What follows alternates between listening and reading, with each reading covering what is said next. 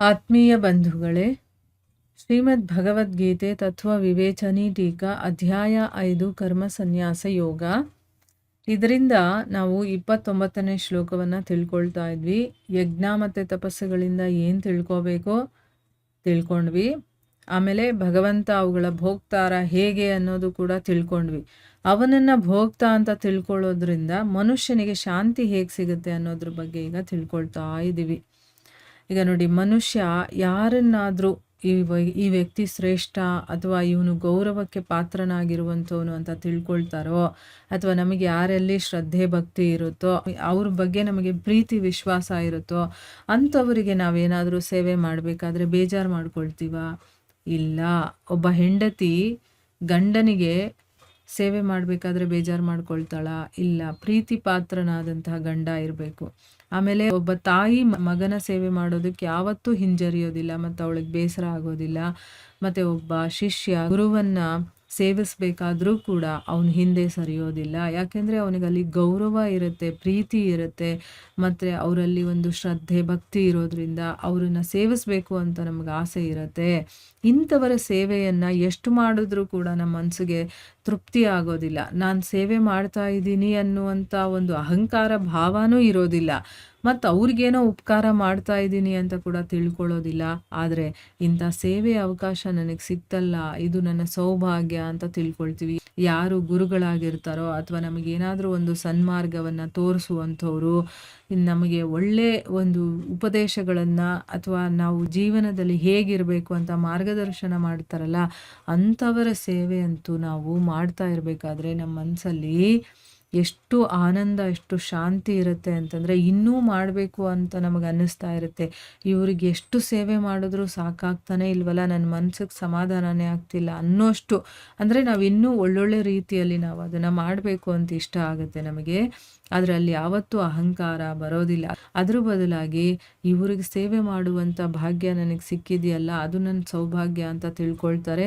ಎಷ್ಟು ಸೇವೆ ಮಾಡ್ತಾ ಹೋಗ್ತೀವೋ ಅಷ್ಟೇ ನಮ್ಮಲ್ಲಿ ವಿನಯ ಮತ್ತು ನಿಜವಾದ ನಮ್ರತೆ ಅನ್ನೋದು ಹೆಚ್ಚಾಗ್ತಾ ಹೋಗುತ್ತೆ.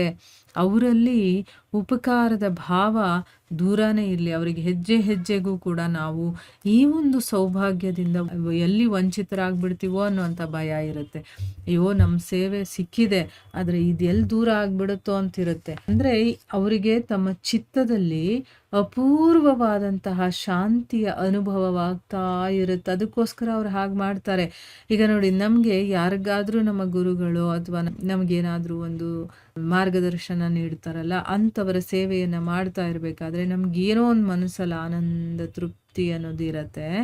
ಎಲ್ಲಿ ನಮ್ಮಿಂದ ದೂರ ಆಗ್ಬಿಡುತ್ತೋ ಅಂತ ನಮ್ಗೆ ಯಾಕೆ ಅನಿಸುತ್ತೆ ಅಂತಂದರೆ, ಆ ಮನಸ್ಸಿಗೆ ಒಂದು ಶಾಂತಿ ನೆಮ್ಮದಿ ಅನ್ನೋದು ಸಿಗ್ತಾ ಇರುತ್ತಲ್ಲ, ಅದು ಎಲ್ಲಿ ಹೊರಟೋಗ್ಬಿಡುತ್ತೋ ಅಂತ ನಮಗೆ ಭಯ ಇರುತ್ತೆ.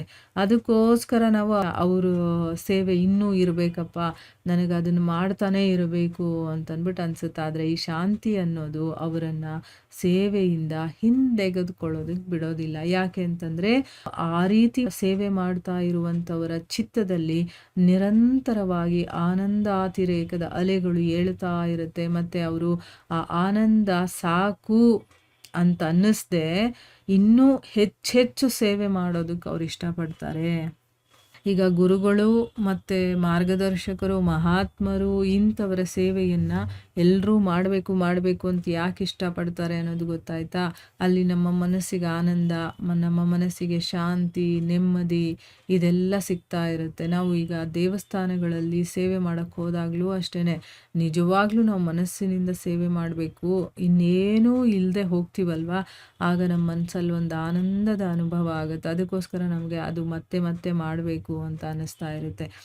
ಆ ರೀತಿಯ ಸೇವೆಯನ್ನು ಬಿಡೋದಕ್ಕೆ ಇಷ್ಟ ಆಗೋದಿಲ್ಲ. ಯಾಕೆ? ಆ ಆನಂದದ ಅಲೆಗಳು ನಮ್ಮಲ್ಲಿ ಹೇಳ್ತಾ ಇರುತ್ತಲ್ಲ, ಅದು ಇನ್ನೂ ಬೇಕು ನನಗೆ, ಅದಿನ್ನೂ ನಾನು ಅನುಭವಿಸ್ತಾ ಇರಬೇಕು ಅಂತ ಆನಂದದಿಂದ ಹೊರಗಡೆ ಬರೋದಕ್ಕೆ ನಮ್ಗೆ ಇಷ್ಟ ಆಗೋದಿಲ್ಲ. ಅದಕ್ಕೋಸ್ಕರ ಅಂಥವರ ಸೇವೆಯನ್ನು ಇನ್ನೂ ಹೆಚ್ಚು ಮಾಡಬೇಕು ಅಂತ ಬಯಸ್ತಾನೆ.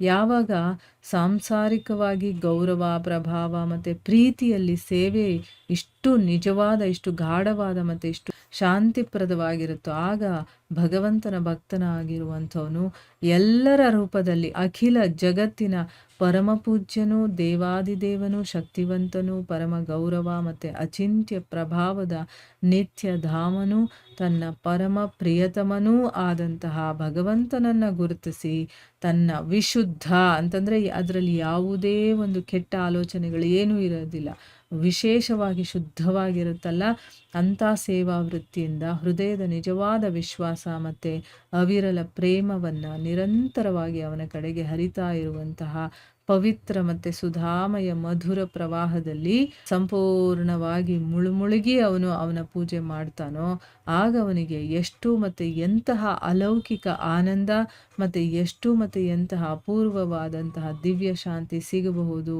ಅನ್ನುವಂತಹ ಮಾತನ್ನು ಯಾರೂ ಹೇಳೋದಕ್ಕೆ ಸಾಧ್ಯ ಇಲ್ಲ. ಯಾರಿಗೆ ಭಗವತ್ ಕೃಪೆಯಿಂದ ಇಂಥ ಸೌಭಾಗ್ಯ ಸಿಕ್ಕಿರುತ್ತೋ ಅವರೇ ನಿಜವಾಗ್ಲೂ ಕೂಡ ಇದರ ಅನುಭವವನ್ನು ಪಡೆಯೋದಕ್ಕೆ ಸಾಧ್ಯ ಆಗುತ್ತೆ. ನೋಡಿ, ಸಂಸಾರದಲ್ಲಿ ಇದ್ಕೊಂಡು ಕೂಡ ಆ ಸಾಂಸಾರಿಕ ಗೌರವ, ಪ್ರಭಾವ, ಪ್ರೀತಿ ಇದರಲ್ಲಿ ನಾವು ಎಷ್ಟು ನಮ್ಮನ್ನು ನಾವು ತೊಡಗಿಸ್ಕೊಳ್ತೀವೋ ಸೇವೆ ಮಾಡೋದಕ್ಕೆ, ಅಷ್ಟೇ ನಮ್ಮ ಮನಸ್ಸು ಮತ್ತು ನಮ್ಮ ಹೃದಯದಲ್ಲಿ ಶಾಂತಿ ಅನ್ನೋದು ಸಿಗುತ್ತೆ.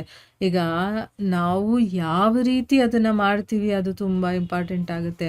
ಅಲ್ಲೂ ನನಗೆ ಹೆಸರು ಬೇಕು ಅಥವಾ ಇನ್ನೇನೋ ಬೇಕು ಹಾಗೆ ಹೀಗೆ ಅಂದ್ಕೊಂಡು ಮಾಡಿದ್ರೆ ಅದು ಸೇವೆ ಅಂತ ಅನ್ನಿಸ್ಕೊಳ್ಳೋದೇ ಇಲ್ಲ. ನಿಸ್ವಾರ್ಥದಿಂದ ಎಲ್ಲರಲ್ಲೂ ಭಗವಂತ ಇದ್ದಾನೆ ಅಂತ ತಿಳ್ಕೊಂಡು ಮಾಡ್ತೀವಲ್ವ, ಅದಕ್ಕೆ ತತ್ವವನ್ನು ತಿಳ್ಕೊಳ್ಳೋದು ತುಂಬ ಇಂಪಾರ್ಟೆಂಟ್ ಆಗಿರುತ್ತೆ. ಭಗವಂತನ ಭಕ್ತನಾಗಿರುವಂಥವನು ಎಲ್ಲ ರೂಪದಲ್ಲೂ ಈ ಇಡೀ ಜಗತ್ತಲ್ಲಿ ಭಗವಂತನೇ ಪರಮ ಪೂಜ್ಯ, ಅವನೇ ದೇವಾದಿದೇವ, ಸರ್ವಶಕ್ತಿವಂತ, ಅವನೇ ಎಲ್ಲ ಅಂತ ತಿಳ್ಕೊಂಡು ಅದನ್ನು ಗುರುತಿಸಿ ಭಗವಂತ ನನ್ನ ಪ್ರೀತಿ ಪಾತ್ರನಾಗಿರುವಂಥವನು, ಅವನೇ ನನ್ನ ಪ್ರಿಯತಮ ಅಂತ ತಿಳ್ಕೊಂಡು ನಿಜವಾದ ವಿಶ್ವಾಸವನ್ನು ಇಟ್ಕೊಂಡು ಅವನನ್ನು ಪ್ರೀತಿ ಮಾಡ್ತಾನಲ್ಲ ನಿರಂತರವಾಗಿ, ಆ ರೀತಿಯ ಪ್ರೀತಿಯಲ್ಲಿ ಏನಾಗುತ್ತೆ ಅಂತಂದರೆ ಪ್ರೀತಿಯ ಒಂದು ಧಾರೆ ಅವನ ಕಡೆ ಹರಿತಾ ಇರುತ್ತೆ. ಅದು ಪವಿತ್ರವಾಗಿರುತ್ತೆ, ಮಧುರವಾಗಿರುತ್ತೆ.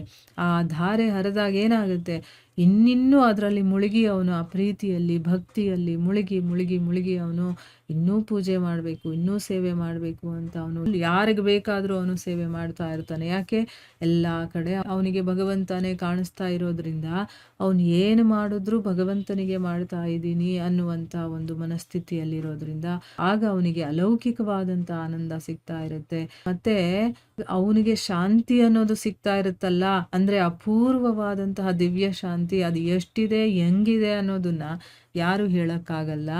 ಅದು ಭಗವತ್ ಕೃಪೆಯಿಂದ ಇಂಥ ಸೌಭಾಗ್ಯ ಯಾರಿಗೆ ಸಿಕ್ಕಿರುತ್ತೋ ಅವ್ರಿಗಿದರ ಅನುಭವ ಆಗುತ್ತೆ ಹೊರತು ಬೇರೆ ಯಾರಿಗೂ ಆಗೋದಕ್ಕೆ ಸಾಧ್ಯ ಇಲ್ಲ.